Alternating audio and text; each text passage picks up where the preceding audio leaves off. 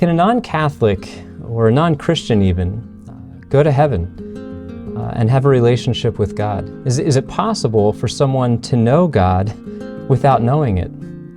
I kind of always felt that it was. You know, for so long, I was so stuck in having a relationship with God because I thought that following Jesus meant condemning everybody else who didn't follow Jesus. Turns out, I was wrong.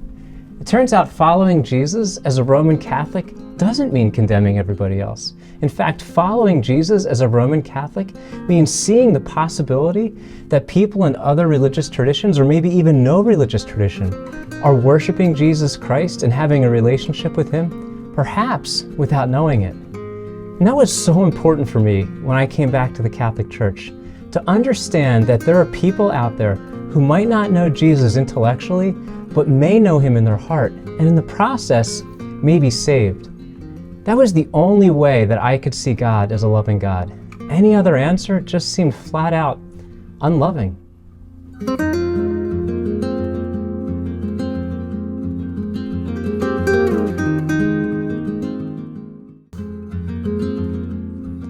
So is it necessary to know Jesus? The answer is yes, it is necessary to know Jesus. If you want to know the fullness of God's love, the only way is to know Jesus.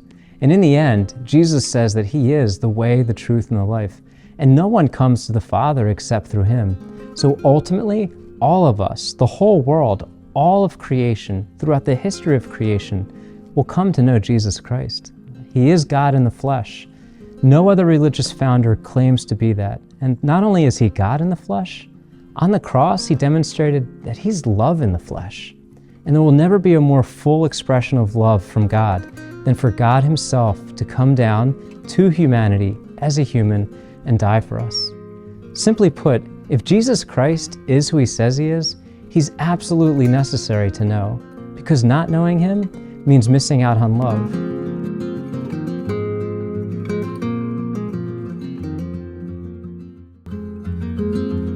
Does anyone go to hell?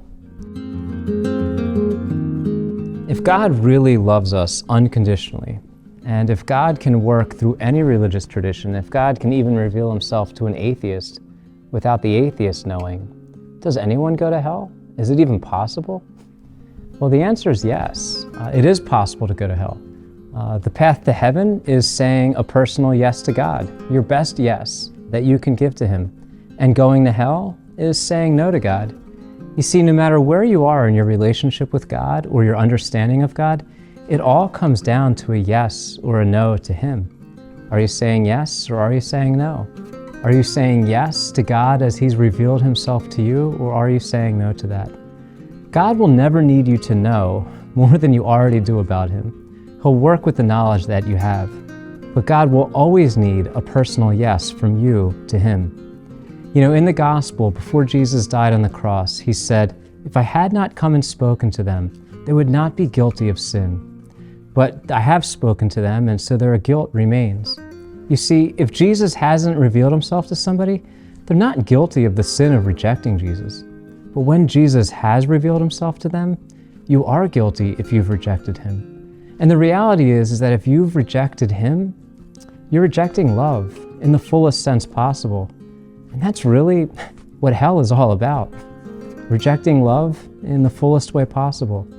So if you haven't made a decision about God today, tell Him that you want to say yes to Him. Tell Him you want Him in your life, and ask Him to reveal Himself to you. In fact, ask Him to reveal His Son to you. He will.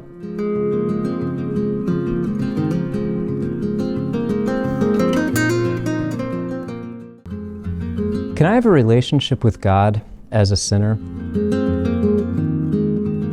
Oftentimes, people reject a relationship with Jesus Christ because they think that means rejecting people of other faiths and condemning everyone to hell, when the Bible makes it clear that God overlooks those times of ignorance, as it says in Acts 17. But oftentimes, we also reject a relationship with Jesus Christ because we don't believe that we can have a relationship with God as sinners.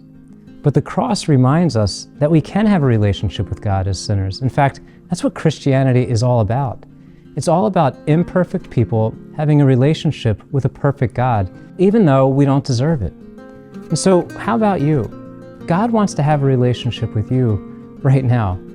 The question isn't whether having a relationship with His Son means condemning everyone who thinks differently about God. In fact, it's quite the opposite. And it also isn't a question of whether you can have a relationship with God as somebody who's made mistakes and is likely to make mistakes again.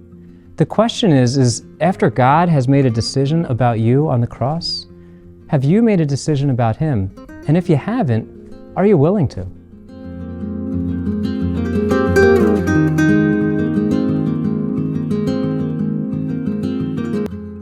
So are you really worth the death of God?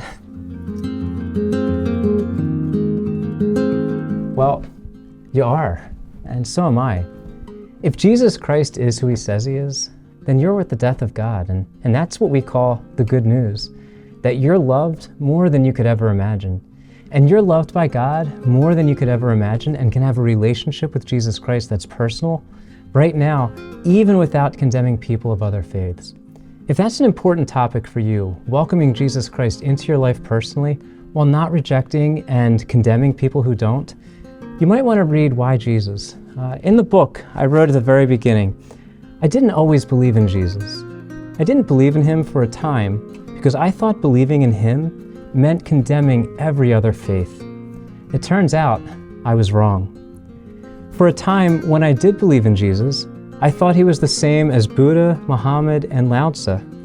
I found out later that I was wrong again. I've been wrong about a lot of things in my relationship with God. It's a pretty humbling thing, really. In fact, it's safe to say that following Jesus has been the most humbling experience of my life. I promise you that if you welcome Jesus Christ into your life, He will not require you to condemn other people. In fact, He'll require you to lead other people to be saved. And He'll require you to love people, even people you might consider your enemies, spiritually, personally, emotionally, or even in the physical material world. Jesus Christ calls you to be a lover, because Jesus Christ is a lover. And if that's a relationship you want to learn more about, consider picking up Why Jesus. It might bless your life. And if you want to grow in this personal relationship with God, consider saying, more importantly, a personal yes to Him right now. Your yes to Him will change everything. And your yes to Him will not require you to condemn other people. It's going to require you to love other people.